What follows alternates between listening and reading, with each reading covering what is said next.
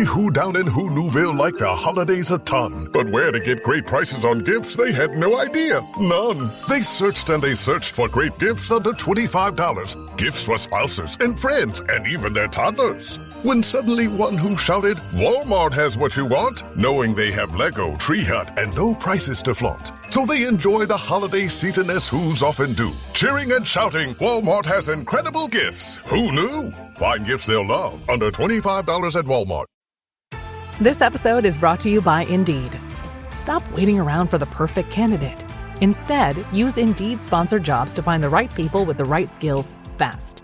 It's a simple way to make sure your listing is the first candidates see.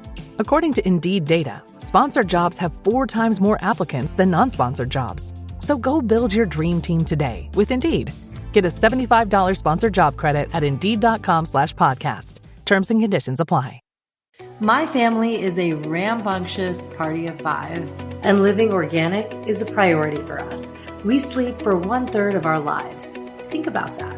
So it's important for me to know that my kids aren't breathing in unnecessary chemicals 10 to 12 hours a night. I discovered Naturepedic at a mom conference and have been a believer ever since. They're a company that designs mattresses, pillows, and bedding that are certified organic with numerous awards to prove it. I love the Verse collection, which is 100% GOTS certified organic cotton and wool, is free from glues, adhesives, or polyurethane foam, and passes flammability standards without fire retardants or chemical additives. Plus, for my twins, their 2-in-1 transitional kids mattresses were a game changer. Once they were potty trained, we could just flip from the waterproof side to the quilted side.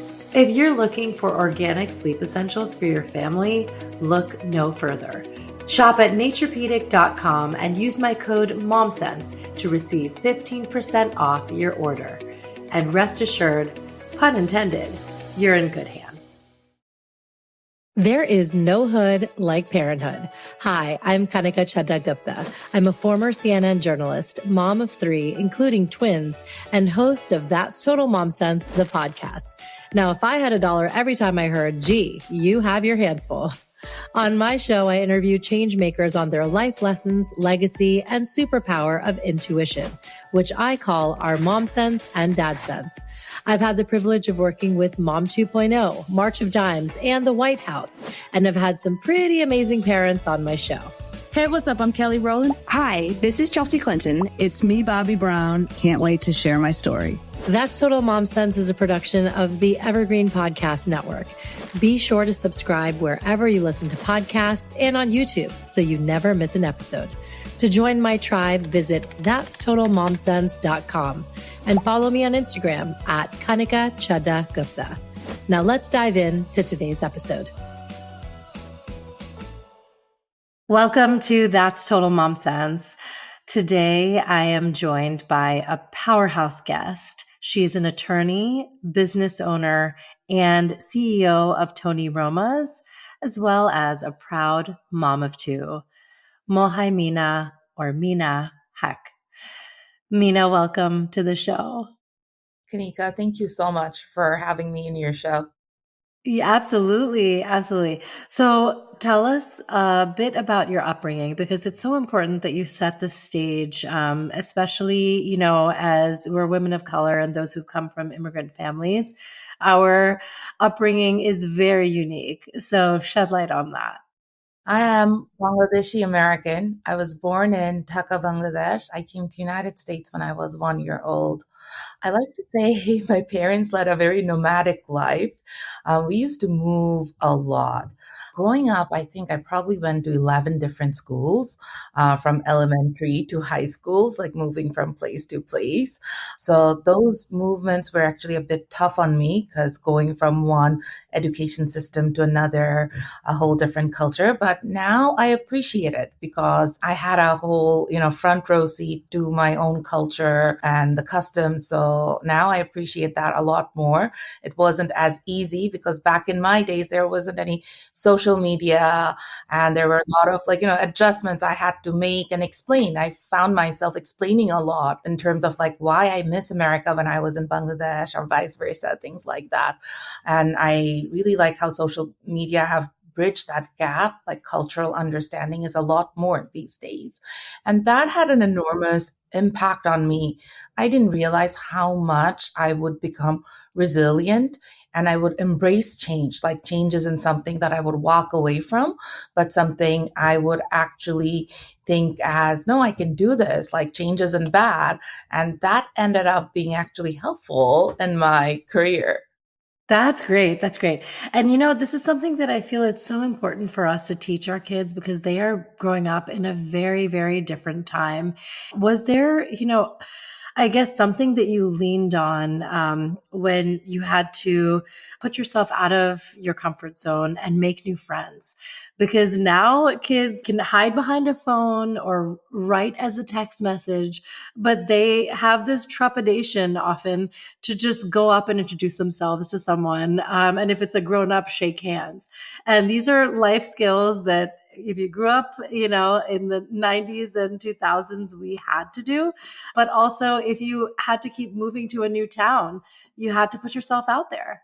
As a little girl, there was always that fear to develop friendship because you would think that, oh, next thing you know, you have to move again. Now you can still stay connected through social media. Back in my days when I was growing up, there wasn't any email or social media through which you can stay connected with your friends.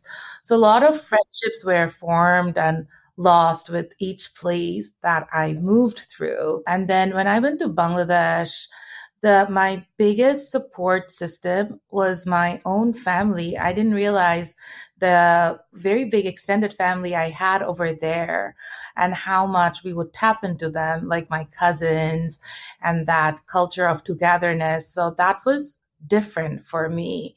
And to this day, I think that shaped me as an adult too, because we have very big family. My mom is one of 13. So she grew up in a household. Oh my gosh. Wow. Yeah, with 12 other siblings. So if you think about it, and then having cousins and aunts and uncles. So we are very close. We always look for those family connection. But when it comes to friendship and then adjusting to new environment, for me, my always focus was academic. Because as you know, growing up in a South Asian household, even if you spend like 1 month of an academic year, your parents would still expect you would ace it.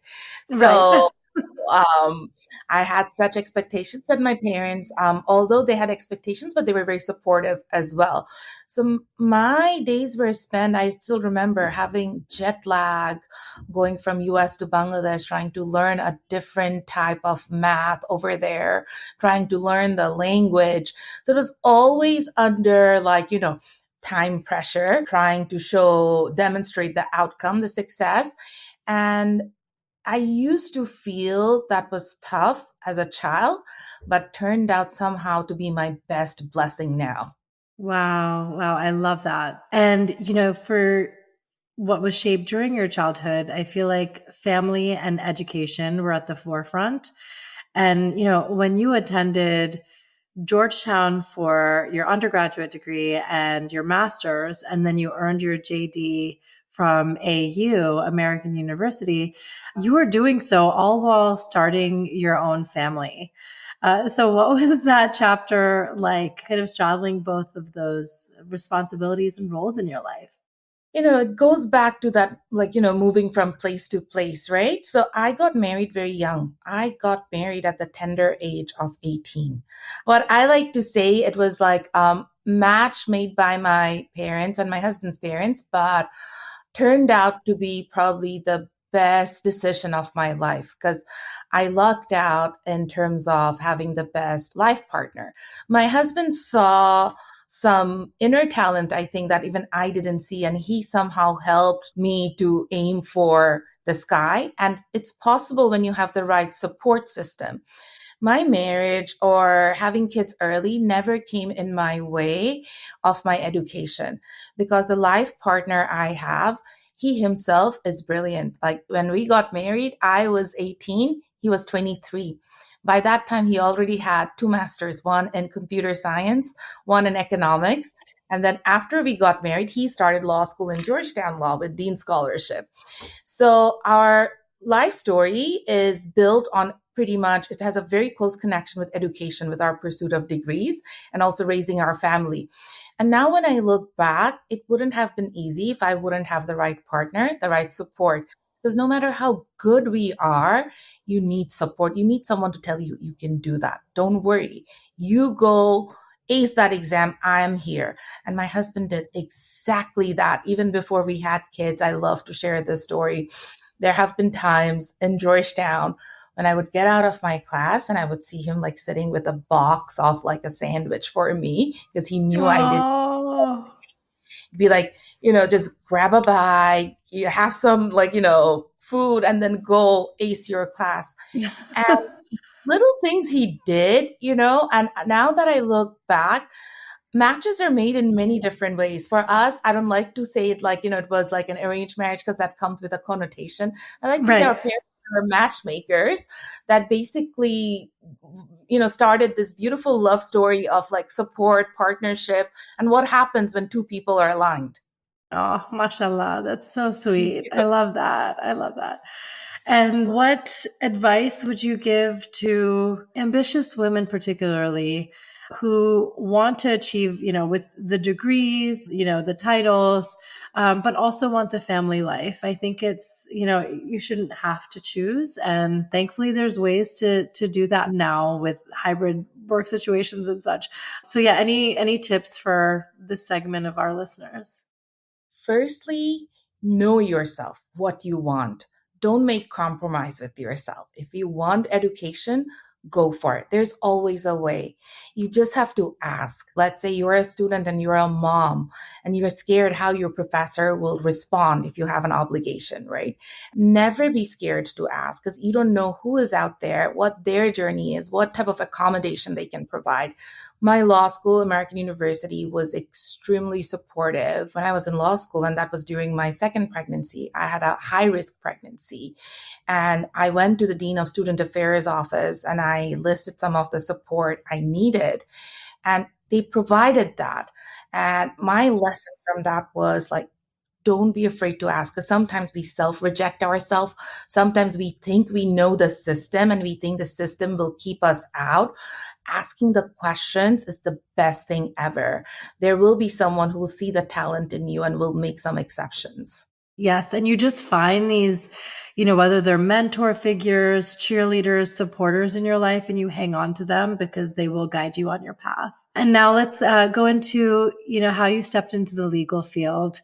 What inspired you to start your own law practice?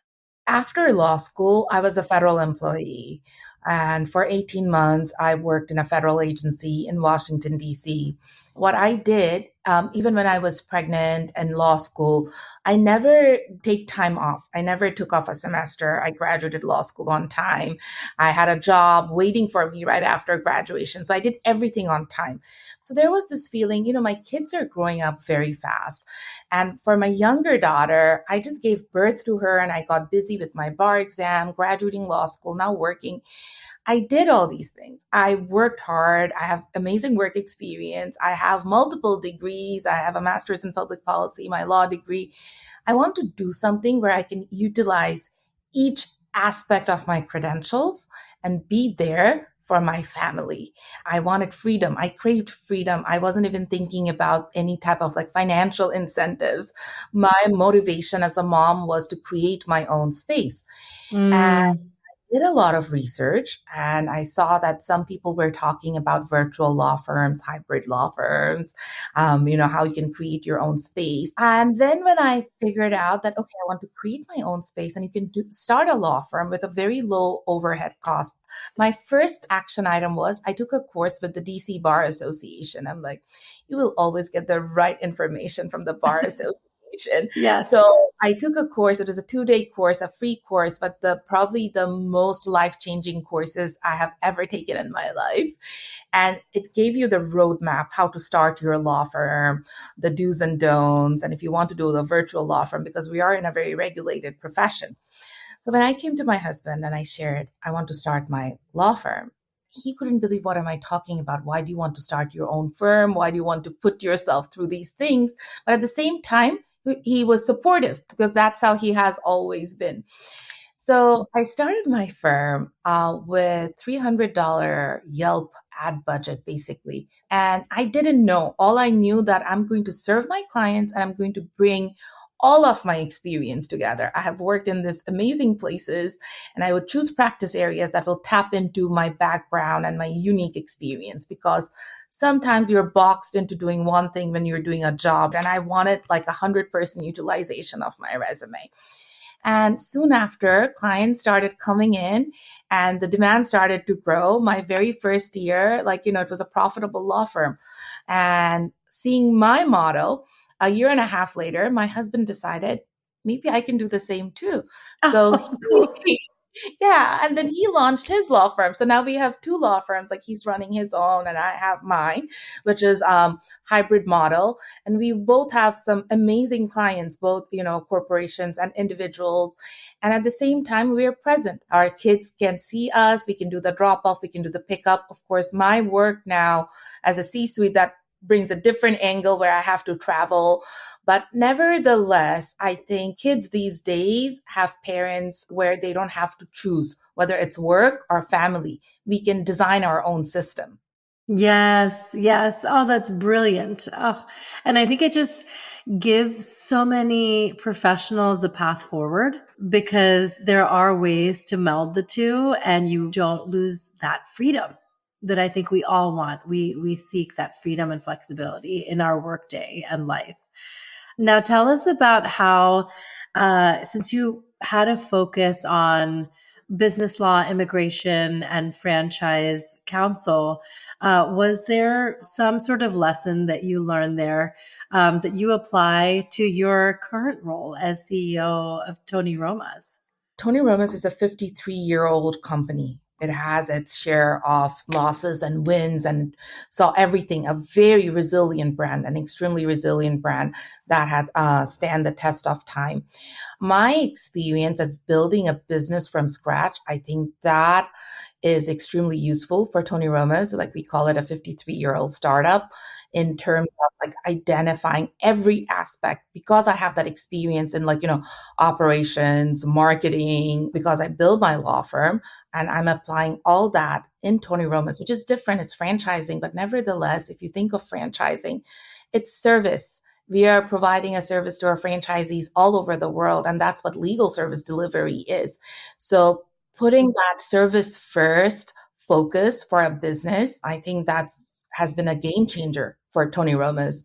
My involvement goes beyond legal, beyond C-suite. It's in marketing, it's in operations. Right now, I'm in Chicago in the National Restaurant Association show. What I'm doing is going there, testing out products to create our own prototype in terms of AI, robotics, see what type of solutions are out there in the market. So Wow. that startup mentality that I had for a law firm, I think that's been extremely useful for Tony Roma's. Yes, absolutely. And kudos to the investment firm and the entire team who appointed you as CEO. Coming from your entrepreneurial background and serving as general counsel, I think you are just who they needed to scale the business and innovate. So I think that's wonderful how this role was really meant for you.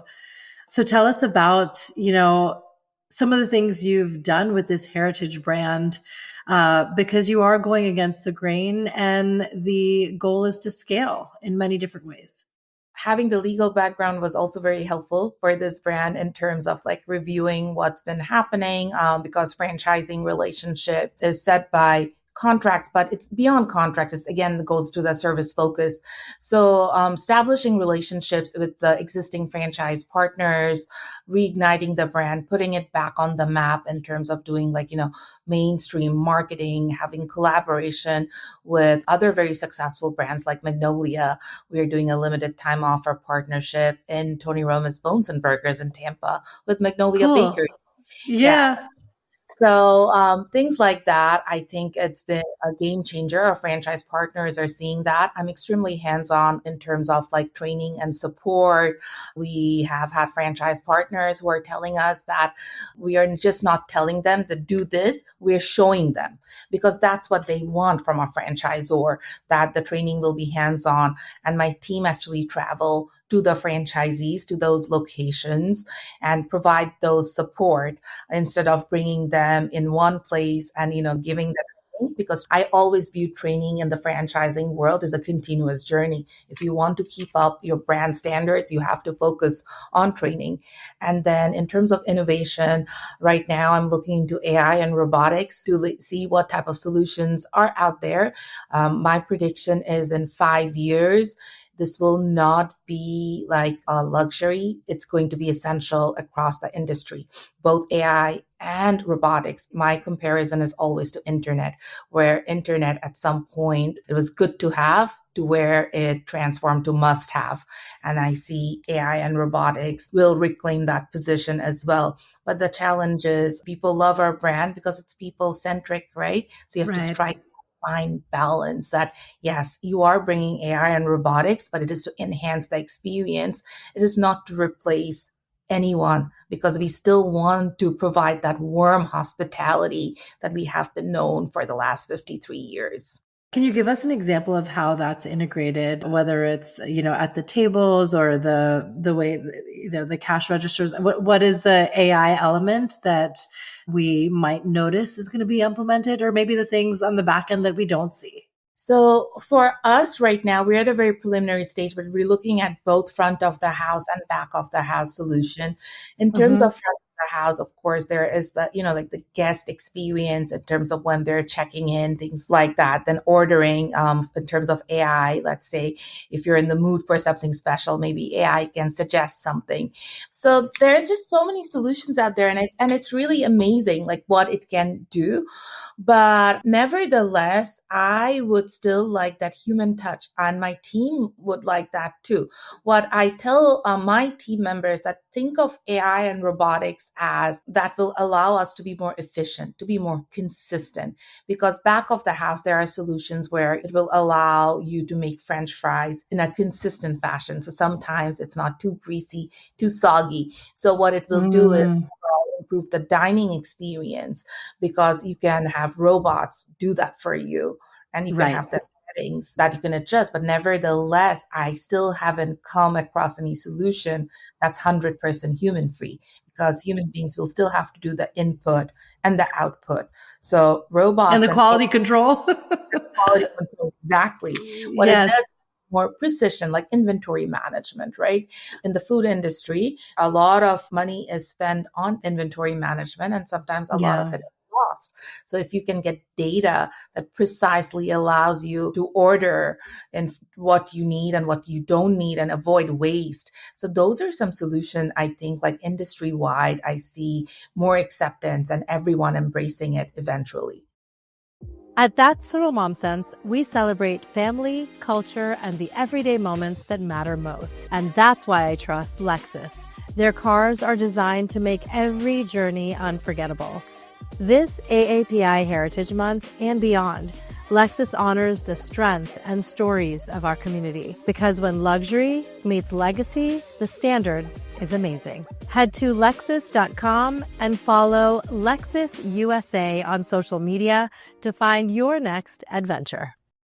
What are some of the biggest misconceptions that people may have about a brand like Tony Roma's and, restaurant chains that are global in general, that now you have found being in the nitty gritty and, serving in this leadership role? One of the biggest misconception is that not keeping up with the innovation, like serving what worked for the last 53 years. Yes, those are our core items, but keeping up with the modern trends, that's very important. And then the other misconception is that this is a very nostalgic brand, but we are trying not to sell nostalgia. We are trying to be, Tony Roma's for everyone.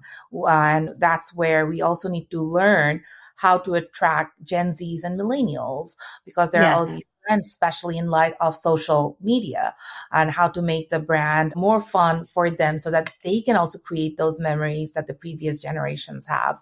Till this day, wherever I go, like, in conferences and events, there are always people who come to me and share some amazing memories about Tony Roma's. So my goal is to create that place to create memories for Gen Zs and millennials too. And I know that you are, a bona fide foodie yourself. So what are Yeah. some of what would you order when you're with your family at Tony Roma's? For me, interestingly enough, I have dietary restriction in terms of I don't eat pork. So I eat the Mm-hmm. beef ribs, and we do serve beef ribs in select locations. And then our location in Malaysia is halal, for example. Oh, Um, great. Yeah, in UAE, I remember having the beef ribs, and of course, I'm biased, but the Tony Roma sauce, I think it's unmatched in terms of our barbecue sauce and our onion loaf. That's been iconic for a very long time, and there is a reason why it's iconic. Till this day, I haven't had that onion loaf anywhere else. Our ribs and our signature sauce, the Tony Roma sauce, the Carolina barbecue sauce, I really think it's very unique. And then my other favorite is Tony Roma's Bones and Burgers. Have a burger called Angry Longhorn, and that Mm-hmm. is a very delicious burger that we have in Tampa, Florida. So yeah, Tony Roma's ribs are right now we're trying to make sure that we serve to all types of like palates. Beef ribs, lamb ribs, pork ribs. We're also looking into cauliflower ribs. Now let's switch gears and talk about your family life and motherhood. You are a mom of two. Could you tell us a bit about your motherhood journey? As I told you earlier, that I got married at 18. I became a mom at the age of 21. My older one was born when I was 21 years old. I was in Georgetown at that time, finishing up my junior year when I found out in between my junior year and senior year. My first response was, I can handle this, not a problem at all, but I am not going to delay my graduation. I will still keep Okay. up with my full course load. And I did with a lot of support from family members. My mom was very hands on. I'm extremely grateful to her. My mom had a similar journey. She had me when I was very young, but she didn't get the support that she gave me. And Mm, so that I can fulfill my dreams. I think where I became very lucky was having a very supportive husband, having very supportive parents, because you need that support. No one can do it alone, because I don't want to create any misconception that I did this myself. I had my vision, my grit. I was determined. I knew what I wanted, because if you stay committed to your dreams, your aspirations, life can throw a lot of curveballs. You can do it if you have the right support. And sometimes it's hard when you're doing this all by yourself. So having the right support system was a game changer. So yeah, at the age of 21, I became a mom. I gave birth. I graduated on time. And after my undergrad, I went straight to grad school, master's, because I didn't want to take a break. And my daughter was young. I was also a nursing mom. I nursed her for almost 27 months. oh my gosh, I love that. I love that. And that's its own bonding experience if you can have it. I nursed my twins and my youngest, so I know. That's And beautiful. even though, I was pursuing my education, but I didn't give up on that. And I, Yeah. Wow. very committed to my goals, and like Hmm. going to my classes, doing my assignments, but at the same time playing with my daughter, making sure that I'm there. Like, and especially when you become a mom for the first time, every moment is special. Every single moment is Right. just so special. And then I started my graduate degree in Georgetown, my master's degree. And then after a semester, I decided to work in the White House. Wanted to do a White House internship during the Obama Wow. administration. We used to have off the record Q&A with the first lady, with the president, and with very high level White House team members. And then with First Lady Michelle Obama, I explained my situation. I'm a mom. At that time, my daughter was 23-month old. I'm a master's student. And then I asked her some tips about balancing, and she gave some amazing tips. And at the end of it, she said, wow, you're a White House intern and you're a mom to a 23-month old. Please get some rest. And that meant so much to me, coming from the first lady, like, please get some rest. But just knowing that we as a mom, we also need our support, and we also need to slow down sometimes while we are pursuing all our goals and ambition. So after the White House, I started working in the Department of Justice. And so I worked in DOJ for 2 years while I finished my master's, and I was preparing for law school at the same time. So I was writing my master's thesis and working in DOJ. My daughter was at that time 3-4 years old, and I was preparing for law school. And having my husband going through law school, that was very helpful because I saw his journey up close, having his support. And every time I feel like I'm being challenged, he would never say that law school is difficult, law school is hard. Even though there were some aspects that were so hard, but he made it look very easy. And part of it is, I feel like now looking back, he knew I wanted to go to law school. So he was very careful and very level-headed that he wouldn't do anything that would discourage me. So that requires a lot of discipline, to support your spouse, because sometimes we get frustrated, we vent, but he didn't even do that because he knew that if he would, then I may might deter you. Yeah. He knew how much I wanted it.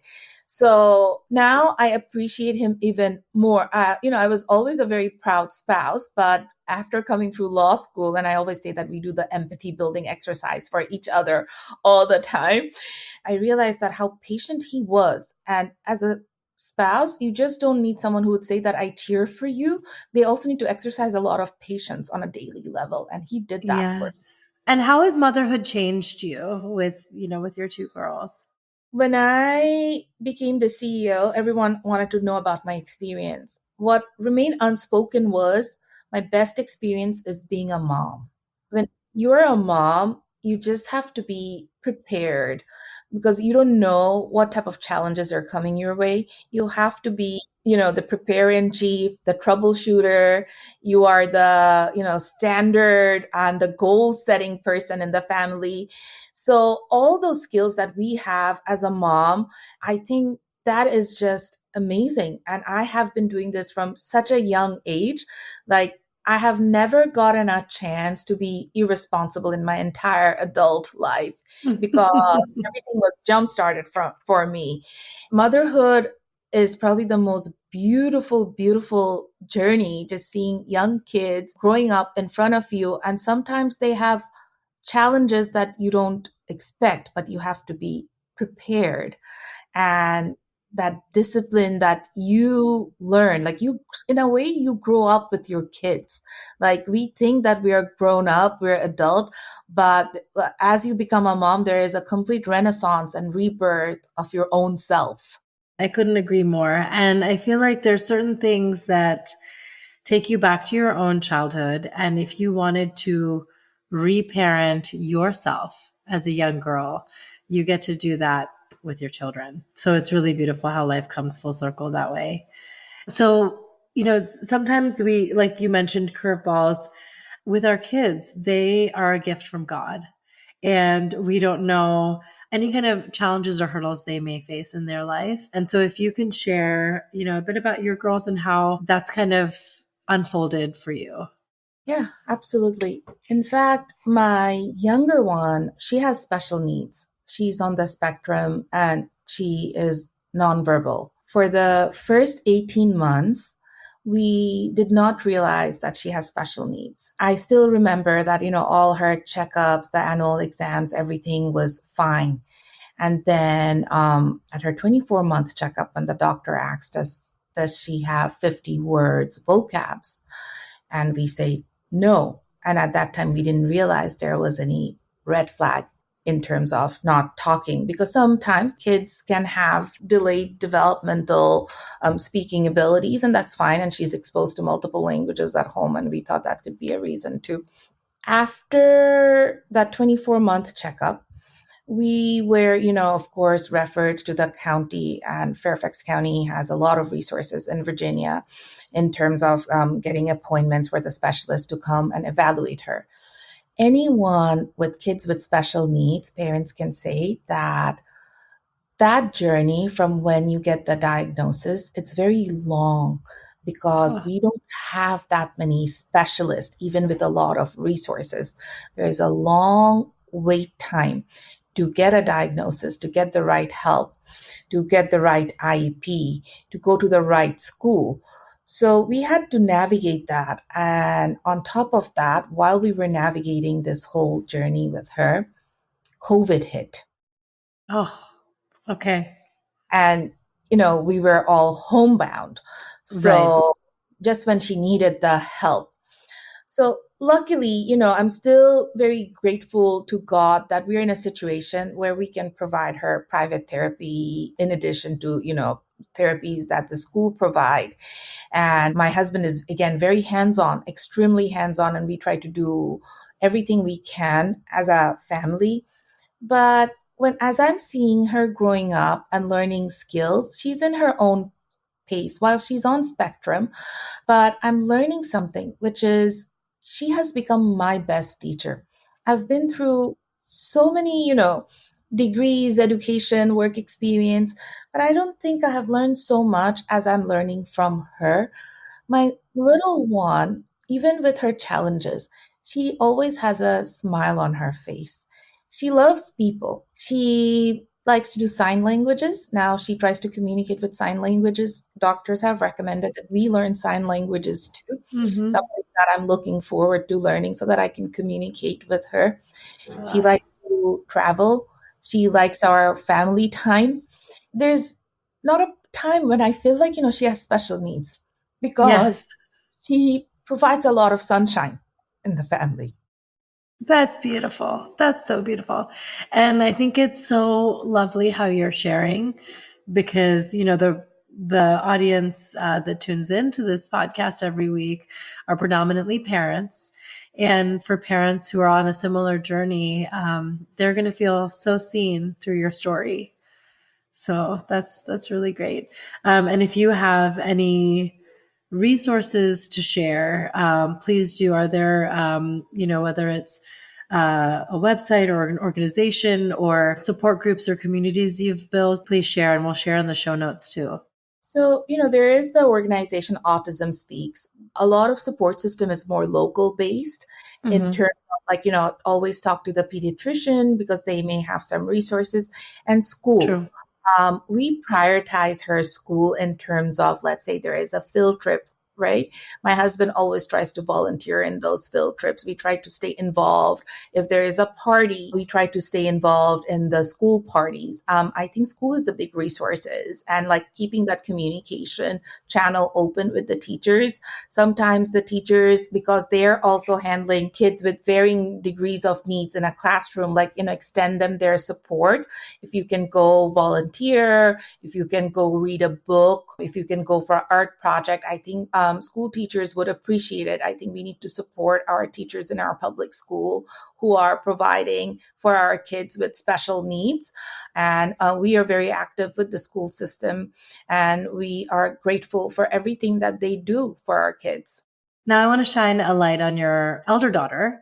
Because as I was preparing for this interview, I heard just rave reviews about the event that you held at the Smithsonian. And she was hands on, working the room, making sure everyone's needs were met at the table, and just exemplified confidence and a work ethic that many teens don't have these days. It's so rare. So tell us about her and how she's really stepped into her own power as a young adult.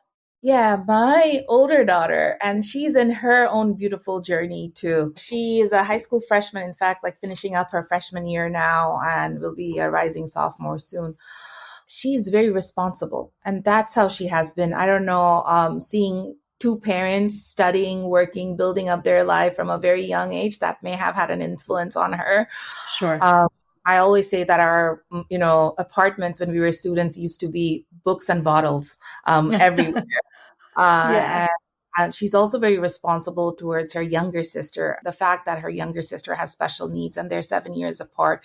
Very patient, very, very patient. Her maturity, sometimes I look at her and I think, wow, at the age of 15, the way she sees the world, she cares for the world.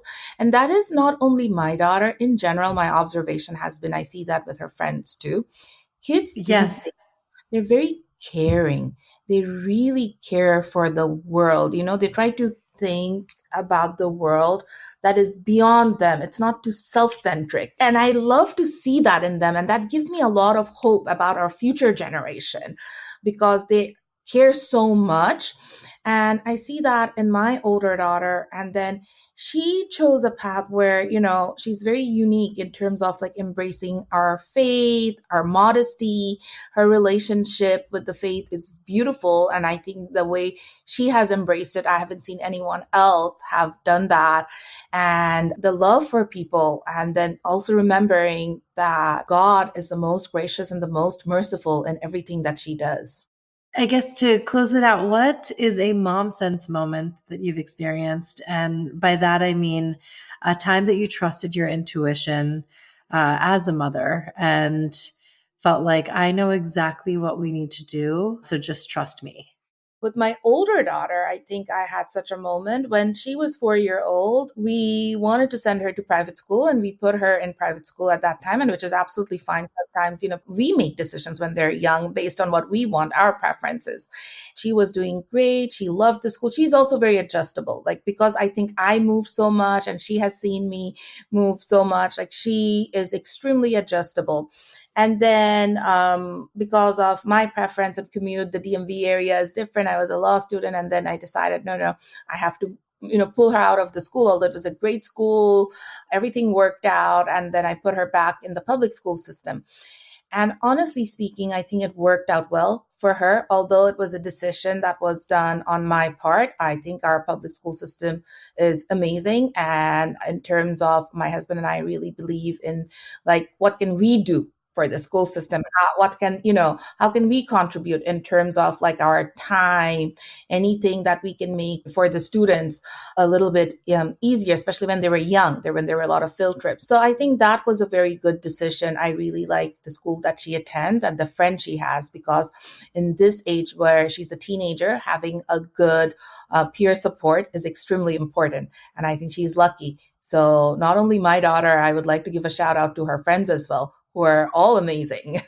Yes. Oh, that's beautiful. I love it. I love it.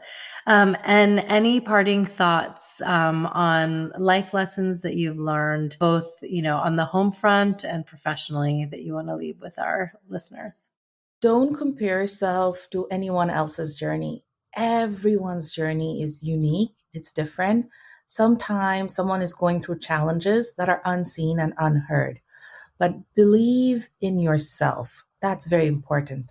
As a woman, as a mom, as a human being, believe in yourself. If you have a wish, a dream, and you want to pursue that, you first need to believe in yourself. Once you believe in yourself, you will see there will be positive energy coming your way in the form of support from your family members or from others. So never give up on yourself. Thank you. Thank you, Mina. This was the most heartfelt chat. And I appreciate you sharing your story. And we have so much to learn from you. I respect you so much. Thank you. Thank you. I don't usually get to talk about my journey as a motherhood, but I'm so grateful to you for creating this platform to allow us to come and share our story as a mom. Oh, absolutely. Thank you. Thanks for listening to this episode of That's Total Mom Sense. You can listen to the audio version wherever you get your podcasts. Just search for That's Total Mom Sense. You can learn more about my guests by logging on to www.thatstotalmomsense.com. Be sure to follow me on Instagram, where I'm most active on social media. My handle is @Kanika And if you have ideas for show topics or guests you can't wait to have on the show, write to me at thatstotalmomsense@gmail.com.